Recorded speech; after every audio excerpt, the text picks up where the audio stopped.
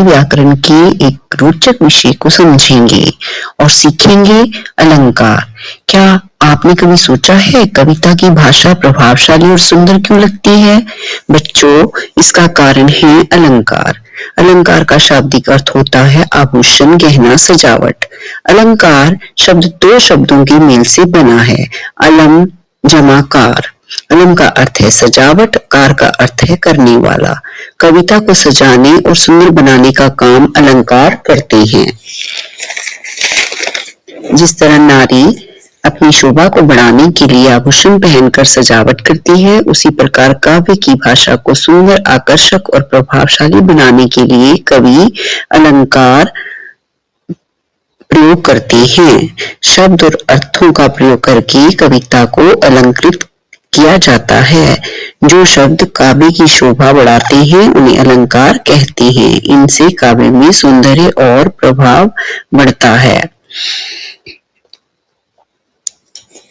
अलंकार दो प्रकार के हैं, शब्दालंकार और अर्थालंकार। शब्दालंकार जब कविता में केवल शब्दों के द्वारा चमत्कार उत्पन्न होता है, वहां शब्दालंकार होता है। उदाहरण अनुप्रास, यमक, श्लेष। और सबसे पहले अनुप्रास अलंकार को समझें। अनुप्रास शब्द दो शब्दों के मेल से बना है, अनु जमा प्रास। अनु का अर्थ है बार बार और प्रास का अर्थ है वर्ण। अर्थात जब कोई वर्ण कविता में बार बार आता है तो वहां अनुप्रास अलंकार होता है। उदाहरण चंचल चितवन चुराए चैन। यहाँ च वर्ण की आवृत्ति बार बार हो रही है। यमक अलंकार। यमक का अर्थ होता है दो। जिस काव्य में एक ही शब्द का बार बार प्रयोग हुआ हो लेकिन हर बार अर्थ अलग हो, वहां यमक अलंकार होता है। जैसे कनक कनकते सौगुनी, मादकता अधिकाए, या खाए बुराए नर, या पाए बुराए। यहाँ कनक शब्द का अर्थ सोने और धतूरे से है।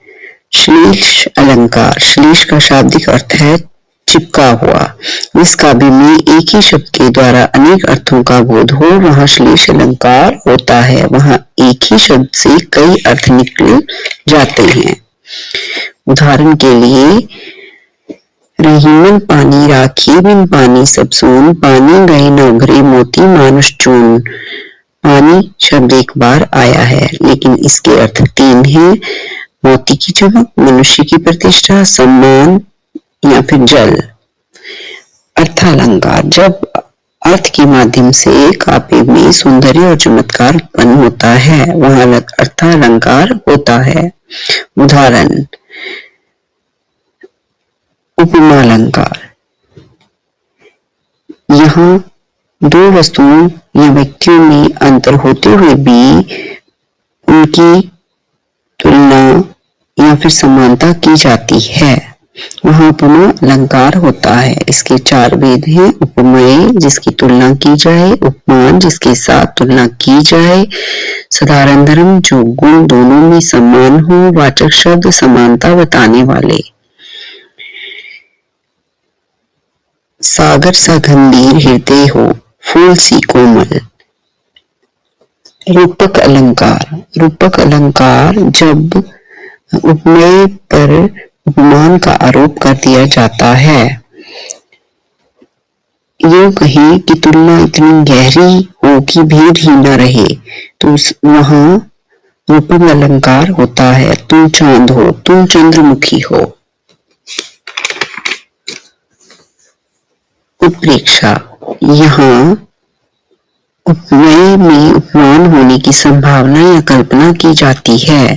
अप्रस्तुत वस्तु को प्रस्तुत मान लिया जाता है। सिर फटा